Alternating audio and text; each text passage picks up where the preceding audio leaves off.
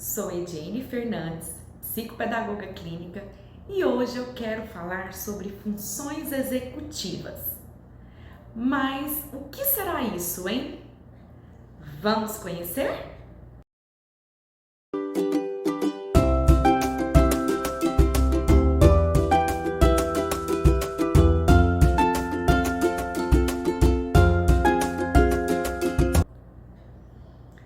Bom, quando a criança faz uma avaliação psicopedagógica, neuropsicológica ou passa por uma consulta com um neuropediatra e os pais ouvem esses profissionais falarem em funções executivas, ou isso vem escrito nos laudos da criança, enfim, muitas vezes os pais ficam sem entender o que isso significa e o que isso quer dizer. Então eu vou dar exemplos bem simples e práticos. Então, funções executivas é um conjunto de habilidades que vão envolver diversas áreas do nosso comportamento, como a capacidade de se organizar, planejar, executar ações no ambiente familiar, social e principalmente no processo de aprendizagem. Geralmente, as funções executivas estão alteradas nos transtornos de neurodesenvolvimento, como, por exemplo, no autismo, TDAH, na dislexia, que são os diagnósticos que eu mais atendo na clínica. Eu vou usar aqui uma forma mais simples no modelo da autora Diamond, porque a flexibilidade, o controle inibitório e a memória de trabalho são três habilidades que nós utilizamos muito no nosso dia a dia. Bom, então a flexibilidade cognitiva, ela é a capacidade que eu tenho de alternar entre respostas, de pensar numa outra alternativa diante de uma situação que eu tenho. Vamos a um exemplo. Na escola, a criança ela aprende que o G, acompanhado das vogais A, O e U, tem o som de G. E o G, acompanhado das vogais E e I, apresenta o som de J, que é J. Então, isso é uma regra e eu preciso ter flexibilidade para entender e usar corretamente quando é que eu utilizo os dois sons. Ela também nos direciona a desenvolver a criatividade, porque há situações, tanto nos aspectos sociais, que eu preciso mudar de opinião e criar aí novas estratégias para resolver problemas. Na prática, tanto os pais como os professores podem estimular rotas alternativas, propondo uma atividade que a criança tem que resolver em três formas diferentes. Por exemplo, já o controle inibitório é a capacidade de frear os estímulos que são distratores. Requer aí uma atenção mais seletiva, como por exemplo, se eu estou estudando e eu tenho vários estímulos, eu preciso focar nos estímulos ou inibir impulsos que o meu pensar antes de falar ou agir, a capacidade de refletir sobre o meu comportamento antes desse agir, Porque tem coisas que às vezes eu penso, mas se eu dizer, eu posso ter consequências disso. Ou seja, eu controlo os meus impulsos. Um exemplo bem prático aí, que eu gosto de utilizar, é que quando a criança ela está aprendendo a ler, a escrever, ela precisa inibir distratores, focar naquilo que está fazendo, para ela ter um controle inibitório para pensar em qual letra ela irá escrever uma determinada palavra. Então, em casa, como que você pode ajudar o seu filho ou o seu aluno? Utilizando uma estratégia que eu falo bastante nos meus vídeos, que é o quadro de rotina.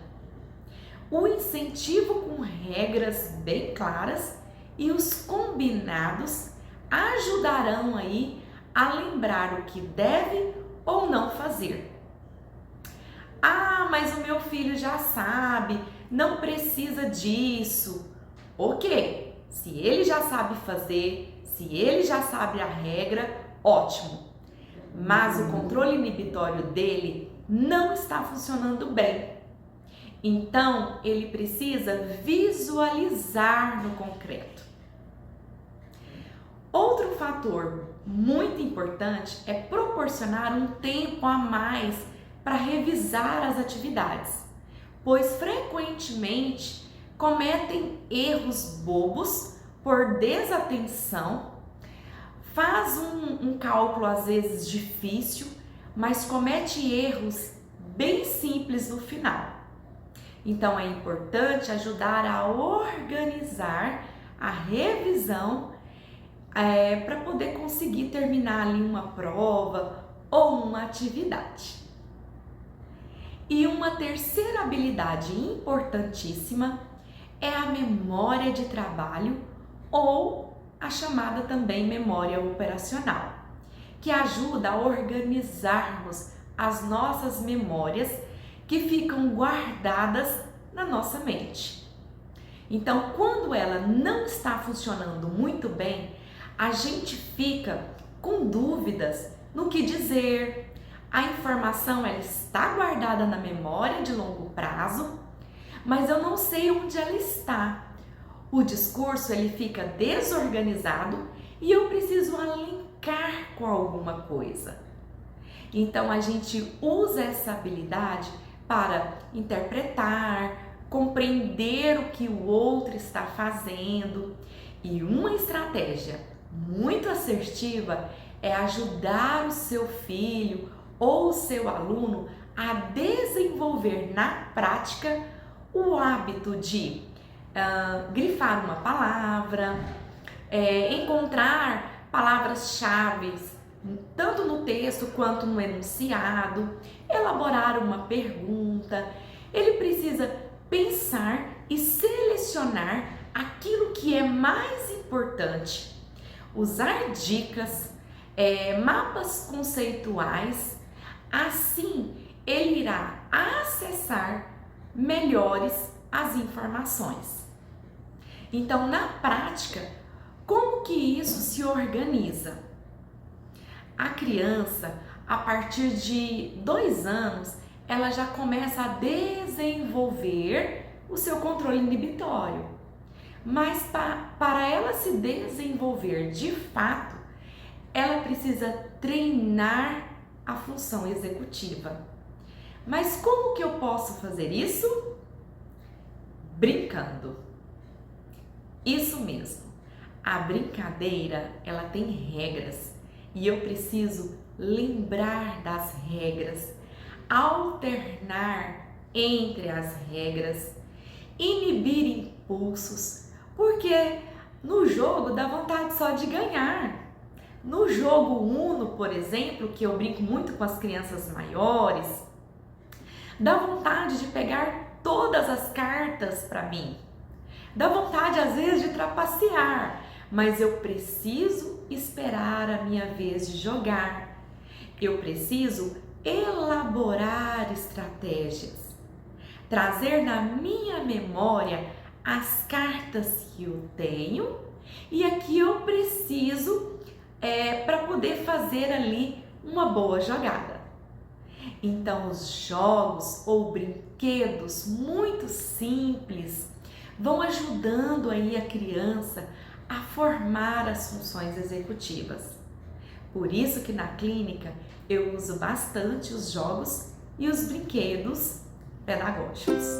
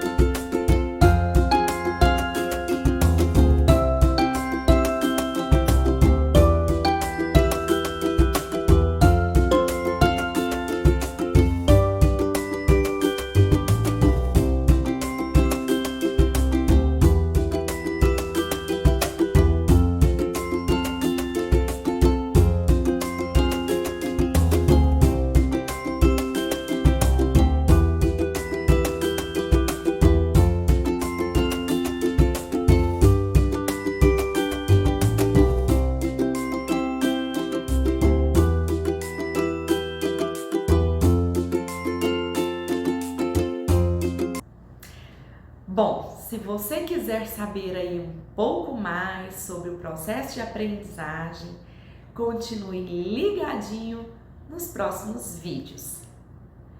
Se inscreva no canal, compartilhe para que nós possamos ajudar mais famílias no processo de aprendizagem de seus filhos. Um beijo!